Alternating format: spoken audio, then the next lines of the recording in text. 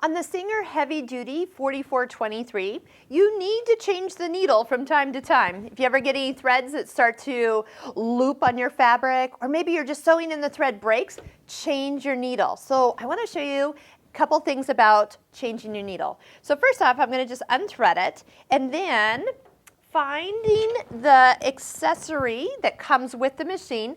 This can help loosen your screw at the top, so tightening it or loosening it.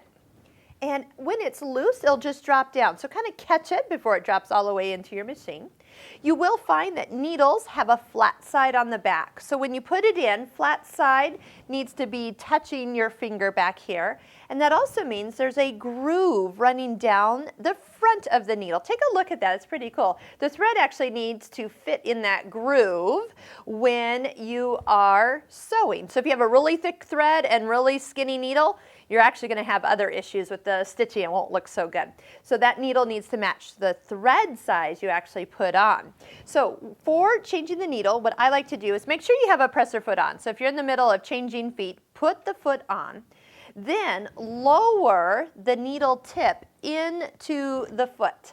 And when you do that, that makes coming up to where it needs to go into the top part of the machine. Now, speaking of the top part of the machine, you need to make sure that you get it all the way up as high as it will go. There should be just a little bit of the thick part showing. If you do not get it high enough and you put it in the machine, your needle is going to hit things it should not hit down in your bobbin area. Not a good thing.